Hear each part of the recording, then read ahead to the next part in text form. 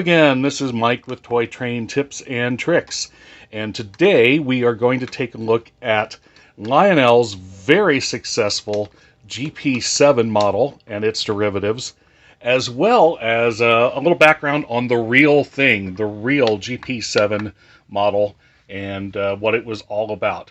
And we're also going to take one apart, take a look under the hood, so you know what to expect if you should ever make a purchase or run into maintaining one of these. So, starting with the history of the GP7. In the years leading up to World War II, diesel dominance was established by the Electromotive Corporation, later bought by General Motors and becoming the Electromotive Division of General Motors, or EMD. EMD led the way in freight locomotives and passenger locomotives with the popular F and E series as America entered World War II. But there was one segment of the locomotive market that EMD was unable to push into, and that was the concept of the road switcher.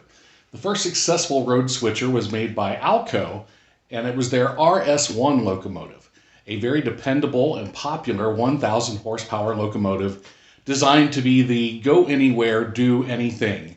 It could do yard switching, it could run locals, it could be used on road freights, it could be used in passenger service if equipped with a steam generator. Alco continued to lead the road switcher market as World War II began, and as the War Production Board placed limitations on what manufacturers could make, Alco was allowed to continue with their road switcher production, even making some RS1s and their derivatives for the US military during the war. Meanwhile, EMD was allowed to continue with the E, F, and switchers in their diesel line. After the war, with the success of the RS1, other manufacturers began to jump on board with the road switcher market. Baldwin, Fairbanks Morse, Lima Hamilton, and others. EMD was the last to jump into the road switcher market, and their first attempt in 1947 was the BL2. General Motors thought that railroads would respond better to a locomotive that had clean design, much like the F units, but also have the functionality of switching, and thus the BL or branch line locomotive. The BL2 looked something like a mix between an F3 and a GG1 with front and back porches added.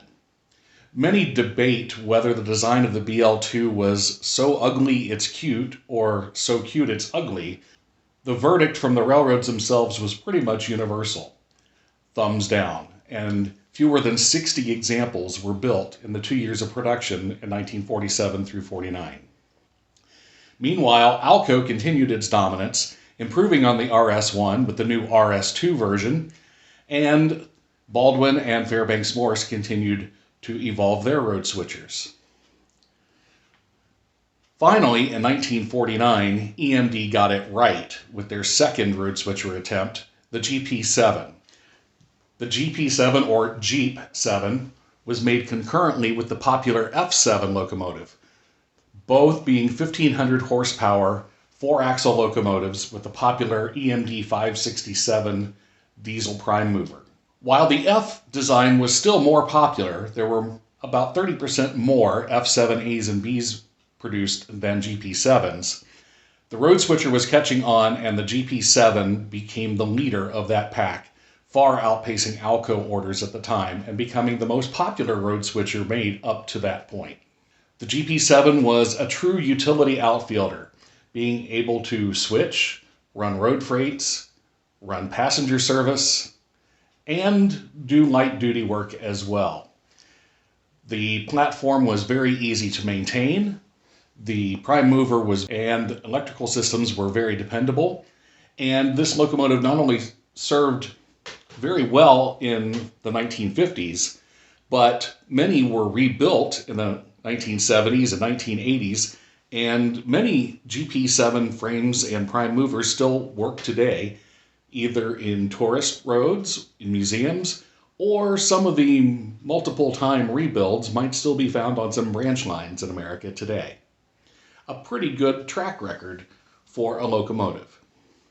GP7s came in variations with or without steam generators for passenger service, with or without dynamic brakes. That's that big bulge on top. Now, in Lionel land, a dynamic brake makes it a Jeep 9. That's not exactly the case. Also, most railroads were still in the steam transition period as the Jeep 7 came along 1949 to 1954, and many roads ordered theirs to run long hood forward, imitating practice with the steam locomotive of having a large locomotive in front of the engineer and crew for collision protection. And some railroads, like the Norfolk and Western and the Southern Railway, continued to run long hood forward for decades afterwards. Now let's take a look at the Lionel version. Lionel came out with their version of the GP7 in 1955, 1 year after real production of the GP7 ended and EMD had moved on to the GP9. But no worries, GP7s were very common across most parts of the country, and for most people the GP7 and GP9 were practically indistinguishable, even for Lionel, as we're going to find out here shortly. By 1955, even though this was the golden era of Lionel post-war production, cost-cutting had already taken place. So instead of heavy die-cast frames on the locomotives, sheet metal was now the name of the game. And locomotives like the NW2 and FA were being redesigned and cheapened. Details were being eliminated and costs were being cut. So the GP7 from the beginning came with a sheet metal frame as opposed to die-cast, a plastic fuel tank when applicable. Models that did not have a horn also did not have a fuel tank, as the battery compartment was housed in the original fuel tank. Power was provided by a single Pullmore motor in a combined truck with the power pickups. The other truck was simply along for the ride. Post-war versions, most of them had magnetraction, many of them had horns, and most of them in the post-war era had headlights at both ends, some only at one end. Handrails in the post-war era were kind of interesting in that from the cab back were stamped sheet metal, like here on the ends, and similar here, but near the cab were wire handrails. This type was early MPC production. It started in 1972, but by 1978, Lionel had found, one, these were very fragile, and secondly, added to the installation process of having to pop this plastic piece in and feed the wire through. So they began using a single one-piece sheet metal. That's what I was looking for, sheet metal. And they eliminated the wire pieces.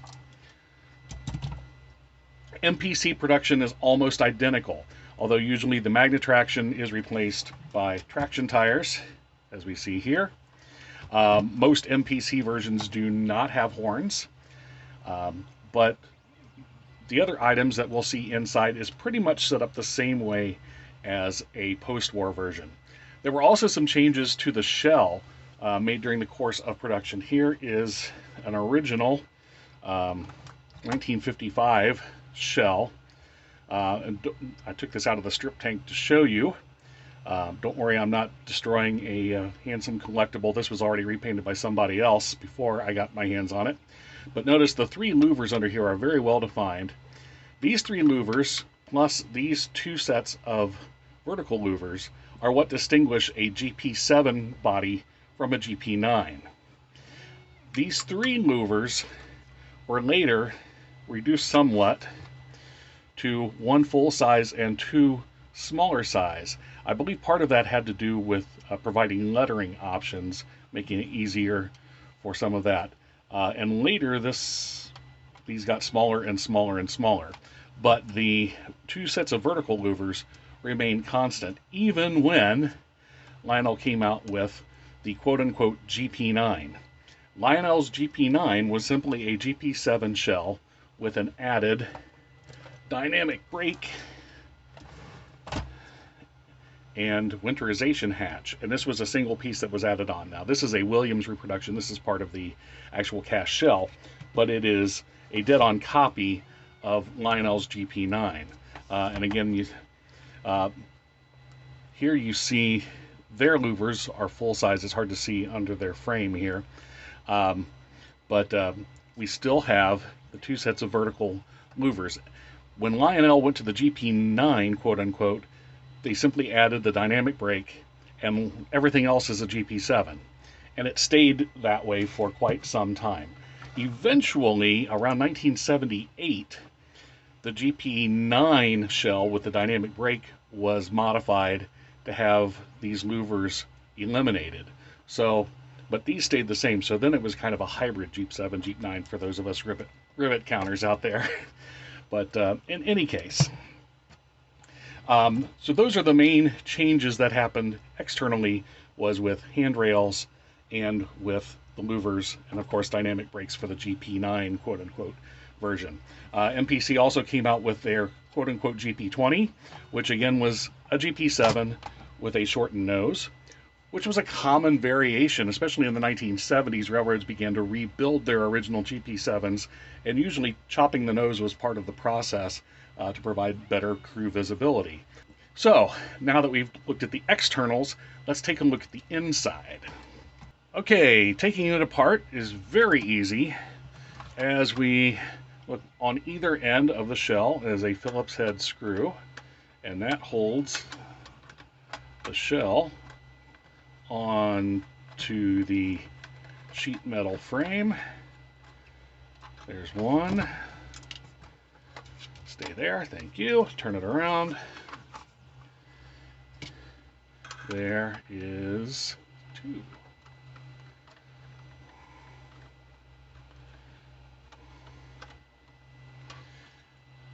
Now, the second thing to watch out for is the connection of the handrails. Again, whether this is wire handrails or whether it's the sheet metal extensions, there is a connection here that goes into the cab. Now, with the wires, it's a little tricky. You have to kind of unthread these a little bit. In and out, in and out, in and out. And you can pop it that way. And that way you can pull it out along with the shell. Now, on the sheet metal versions, there's a tab on the end that hooks into a little square slot into the cab. But I like to disconnect these just a little bit to give myself some play to get in here. And again, these are woven in and out, in and out. This one's being stubborn. Come on, buddy. Come on. There we go. Pull that out of there, pull that out of there, and now when we separate, it'll come off and not be attached to the frame. Pull it out of here also. Come on.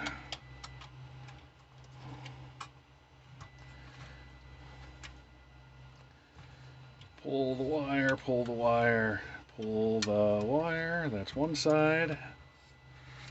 And it's already off on the other side. Okay, so the frame, or I'm sorry, the shell is free. And here you see the typical setup. You have a power truck on one end, along with the roller pickups, all self-contained in one truck. This is the pull-more motor version.